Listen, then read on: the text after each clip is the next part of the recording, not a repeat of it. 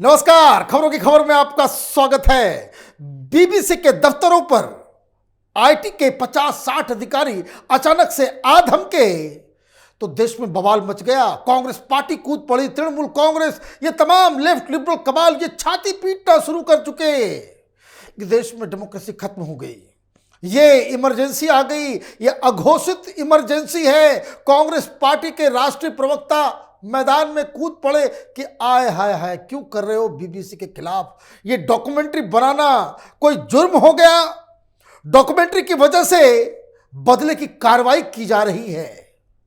लेकिन आज खबरों की खबर में मैं आपको बताऊंगा कि बीबीसी के ऊपर ये जो कार्रवाई की गई है उसकी असली वजह क्या है। आप वजह जानेंगे, आपको पूरा खेल समझ में आएगा कि क्यों इस दफ्तर को परमानेंटली बंद कर देना चाहिए। कारण वो मैं आपको आगे बताऊंगा, लेकिन राजनीति जो हो रही है उस पर थोड़ा सा नजर डालते हैं।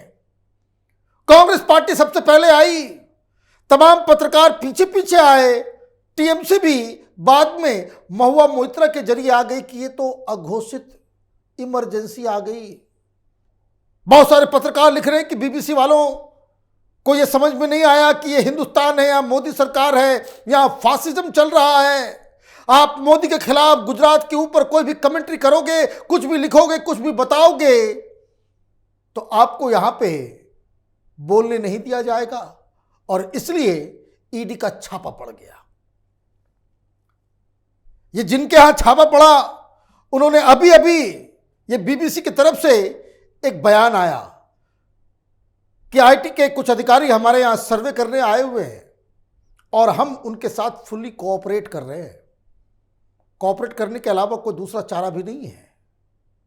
ये तमाम लोग जो बीबीसी के साथ खड़े हो गए हैं, उनसे एक ही सवाल है कि क्या इस देश के अंदर में चोरी करने की आजादी दी जाए, इनकम टैक्स की चोरी करने की आजादी दी जाए, नियम कानून का उल्लंघन करने दिया जाए, बस इसलिए कि आप बीबीसी है, ब्रिटिश ब्रॉडकास्टिंग कॉरपोरेशन है, तो इसका मतलब यह है कि आपको खुला छूट दे दिया जाए कि आपको जो मनमानी करना है करें, बस मोदी पे हमला करते रहो, हिंदुइज्म पे हमला करते रहो, हिंदुत्व के ऊपर हमला करते रहो और हम आपके बचाव में आ जाएंगे। लेकिन यहां बचने का कोई गुंजाइश नहीं है।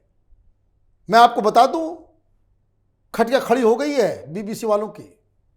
बोलते बन नहीं रहा, जवाब देते बन नहीं रहा, क्योंकि इनको यह दंभ था, यह अहंकार था कि हमारा कौन क्या बिगाड़ सकता है। यह आईटी रेड, आप ये समझ लीजिए, यह रेड नहीं सर्वे है। सर्वे इनके कागजातों को खंगाला जा रहा है और ये जो रेड करके हिंदुस्तान को बदनाम करने की कोशिश की जा रही है पूरी दुनिया में। तो देखा अभी उधर रेड नहीं पड़ा, अल जजीरा में आर्टिकल्स आने लग गए, न्यूयॉर्क टाइम्स, वॉशिंगटन पोस्ट में शाम तक आ जाएगा कि डेमोक्रेसी खत्म हो गई, फ्रीडम ऑफ एक्सप्रेशन है ही नहीं। अरे भाई, चोरी करोगे तो तुम्हारे साथ चोरों की तरह ही कानून की जो एजेंसियां हैं, यहां की जो डिपार्टमेंट्स हैं, उसी हिसाब से एक चोर के मुताबिक ही तुम्हारे साथ बर्ताव करेगी। क्या किया है चोरी आपने? सबसे बड़ी बात है, आपको समझ में आना चाहिए कि ये बीबीसी ये दो तरीके से ऑपरेट होता है। एक बीबीसी लंदन, जो वहां की सरकार के पैसे से चलाया जाता है, लाइसेंस फी के जरिए उसको बाकायदा पैसे देकर के चलाया जाता है। लेकिन इसके अलावा जो वर्ल्ड सर्विस है इनका, जैसे हिंदुस्तान में, जैसे श्रीलंका में और दुनिया भर में 43-45 देशों में बीबीसी ऑपरेट करती है। इसे कहा जाता है कि बीबीसी वर्ल्ड सर्विस, और ये वर्ल्ड सर्विस के लिए पैसा ब्रिटेन की सरकार नहीं देती। ये अपना इनका कॉमर्शियल वेंचर है, जहां ये पैसे लेकर के हिट जॉब का काम करते हैं। इसलिए हर जगह ये प्रोपेगेंडा फैलाने में माहिर है। हिंदुस्तान में बीबीसी जो है उसका क्या पोजीशन है, तो पहले इस बिल्डिंग के बारे में बता दें जो कस्तूरबा गांधी मार्ग के ऊपर है। हिंदुस्तान टाइम्स की बिल्डिंग है और ऊपर के कुछ फ्लोर्स जो हैं इनके पास है। उस फ्लोर में क्या है? उसमें वर्ल्ड सर्विस के तमाम एडिटोरियल और जो कॉरपोरेट का जो ऑफिस है वो भी यही है। मतलब जहां एडिटोरियल के लोग हैं वहां ये जो बीबीसी वर्ल्ड सर्विस का जो कॉरपोरेट ऑफिस है, फिनांस देखने वाले लोग, वो भी एक ही जगह है। अब आईटी के लोग जाएंगे तो क्या करेंगे? इनको खुला छोड़ दिया जाए, भाई ताला बंद होगा। अब आपने, या आपकी गलती है कि आपने एडिटोरियल और बिजनेस सबको एक ही जगह मिस करके रखा हुआ है, तो ताला लगेगा तो ताला लगेगा। किसी को बाहर नहीं जाने दिया जाएगा तो नहीं जाने दिया जाएगा। फोन काटा जाता है। यह हर जगह, किसी भी चोर के घर, किसी भी टैक्स चोर के घर अगर आईटी वाले जाते हैं तो उसका एक प्रोटोकॉल है। आपको मोबाइल फोन का इस्तेमाल इसलिए नहीं करने दिया जाएगा क्योंकि आप बीबीसी हैं। हिंदुस्तान उस गुलामी से कहीं आगे निकल गया।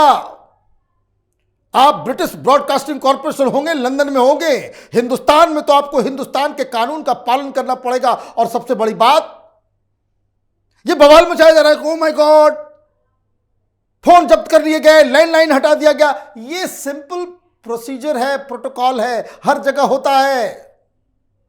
आपको स्पेशल नहीं है। क्यों स्पेशल नहीं है? वो इसलिए कि ये कोई मीडिया ऑर्गेनाइजेशन नहीं है। टेक्निकल तौर पे ये जो बीबीसी वर्ल्ड सर्विस है, ये एक ट्रस्ट है, एक एनजीओ है। हिंदुस्तान में इन्होंने एक एनजीओ की तरह अपने आप को रजिस्टर करा रखा है। तो एनजीओ रजिस्टर करा रखा है तो पैसे विदेश से भी लाते हैं ये लोग। विदेश से कौन पैसा देता है, क्यों देता है, इसका हिसाब किताब तो देना पड़ेगा। अब एफसीआरए के जरिए उनको पैसे आते हैं। मोदी सरकार ने कई बार कई सारे चेंजेस किए हैं। आपको याद होगा, देश भर में 20,000 से ज्यादा एनजीओ के ऊपर कुठाराघात हुआ। ये सब अपना बोरिया बिस्तर बंद करके भाग गए। क्यों भाग गए? क्योंकि ये लोग विदेश से, पता नहीं कोई ड्रग का माफिया का है तो कोई प्रोस्टिट्यूशन का है, कि कौन एजेंसी है, क्या है, नहीं है, कहां से ये पैसे लेकर के आते हैं 2 नंबर 3 नंबर के, और हिंदुस्तान में उसको वो खर्च किया करते थे। कोई कन्वर्जन के काम में लगा हुआ था, कोई दूसरे काम में लगा हुआ था, कोई ब्लैक मनी को व्हाइट करने के तरीके में लगा हुआ था, कुछ लोग इन्वेस्टमेंट कर रहे थे, कुछ लोग मॉल खोल रहे थे, और कुछ लोग शेयर बाजार में पैसे लगा रहे थे। पैसा किस चीज के लिए आ रहा है? पैसा आ रहा है समाज सेवा के लिए। ट्रस्ट का काम क्या होता है? नॉन प्रॉफिट जो पैसा आता है आप समाज में अच्छे कामों के लिए लगाते हैं। लेकिन एक नई चीज जो मोदी सरकार कर रही है वो ये कर रही है कि हर एनजीओ वाले को कह रही कि पहले इनकम टैक्स दो। ये यूपीए की सरकार थी, ये तमाम एनजीओ वालों के लिए खुला खेल फर्रुखाबादी था देश के अंदर में। कौन पैसा कहां से ला रहा है, कहां खर्च कर रहा है, किसी को कोई लेना देना नहीं। और उस दौरान 5 स्टार एनजीओ खड़े हो गए। ये बीबीसी भी एनजीओ है, तो आपको अलग ट्रीटमेंट की क्या आवश्यकता है? ये 20,000 चले गए। अब आईटी डिपार्टमेंट ये कह रही कि हमने कई सारे नोटिस दिए, ये रिस्पॉन्स नहीं कर रहे। कई सारे एनजीओ मैं आपको बता दूं जो कांग्रेस पार्टी की चमचागिरी और तलवा चाटने का काम किया करती थी, ये सब बंद हो गए। ये झोला छाप किस्म के जो एक्टिविस्ट है, सोशल एक्टिविस्ट, इनका धंधा बंद हो गया। क्यों बंद हो गया? क्योंकि सरकार ने हिसाब किताब मांगना शुरू कर दिया। सरकार ने कहा कि जिस चीज के लिए पैसे लाते हो उस पर तुम खर्च कर रहे हो, उसका हिसाब किताब दो। मतलब ये कि देखिए क्या घपलेबाजी है। एक तो आपको पहले सोर्स मालूम नहीं होता था यूपीए सरकार के दौरान, और ये आग कि भाई आपको अकाउंटेबल होना है, ये मनमोहन सिंह की एक गलती की वजह से। मनमोहन सिंह की सरकार ने एक बार एक रिपोर्ट मंगवा ली, उसमें ये पता चला कि ये प्रोटेस्टर्स, ये सोशल एक्टिविस्ट, ये एनजीओ वाले, ये वामपंथी, इन लोगों की वजह से देश की 2% जीडीपी को नुकसान हो रहा है। 2% का। तो जहां कोई अच्छा काम होगा ये झोलटंगे पहुंच जाएंगे वहां पे। अब उनसे हिसाब किताब मांगा गया तो कई सारे लोग बंद करके चले गए। अब बीबीसी भी वैसा ही ट्रस्ट है, उनसे यही मांगा जा रहा था हिसाब किताब कि आप किस मद में, किस काम के लिए पैसे लेकर के आते हो और कहां खर्च कर रहे हो, ये बताओ। मतलब तुम्हें कौन पैसे दे रहा है, कौन फंड कर रहा है और उसका इस्तेमाल किस तरीके से कर रहे हो, ये तो कागज दिखाना पड़ेगा। नहीं तो तुम्हारा जो फॉरेन फंड लेने का जो प्रक्रिया है उसमें ताला बंद कर दिया जाएगा। फिर वो जो सर्टिफिकेट है उसको कैंसिल कर दिया जाएगा। फिर आप विदेश से पैसे नहीं ले सकोगे। तो ये तो करना पड़ेगा। ये बाकी लोगों, बाकी एनजीओ के साथ भी हुआ है, आपके साथ भी होगा। तो उसी का हिसाब किताब किया जा रहा है। अब इस चीज को समझना है तो आप ये समझ लीजिए कि कोई एनजीओ है। पहले ये लोग क्या करते थे कि भाई हम दलितों में एजुकेशन देंगे, उसके लिए हम स्कूल चलाएंगे, और आपने फंड मंगा लिए 100 करोड़, 1 करोड़ रुपए आपने खर्च किए आंध्र प्रदेश के किसी गांव में एक स्कूल बना करके। लेकिन उस एनजीओ को चलाने के लिए, उस काम को वहां पे स्कूल खोलने के चक्कर में आप बसंत कुंज में ऑफिस खोल रहे हो, 10 लोगों को आप इकट्ठा कर रहे हो, तमाम ये जो बड़े बड़े मेधा पाटकर हो और इस तरह के लोगों को आपने इकट्ठा कर लिया, पद्मश्री भी आपको मिल जाएगा। 100 करोड़ आप लेकर के आए, एक स्कूल खोला जिसमें 2 करोड़ 3 करोड़ रुपए खर्च किए और बाकी सब आपने बंदर बांट कर लिया। सरकार पूछेगी नहीं ये पैसा कहां से आ रहा है? और मालूम चल रहा है कि स्कूल के नाम से आपने पैसे लाए और यहां पे आप प्रोटेस्ट कर रहे हो जंतर मंतर पे, उसको फंड आप कर रहे हो। तो देश विरोधी काम के लिए आपको इस तरीके से फंड लाने की अनुमति तो नहीं दी जाएगी। तो बीबीसी को यह बताना पड़ेगा कि आपने ये बीबीसी वर्ल्ड सर्विस ट्रस्ट के तहत आपने कैसे कितने पैसे लाए और उसका किस तरीके से इस्तेमाल किया। फिल्म बनाने के लिए तो पैसे आपने लाए नहीं, और फिल्म बनाने में आपने तो खर्च किया नहीं। पैसा कहां से आया, ये जवाब तो देना पड़ेगा। और इसलिए जब यह कहा जा रहा है कि भाई डॉक्यूमेंट्री के लिए मोदी के खिलाफ आपने आवाज उठाई, ये बकवास बातें हैं।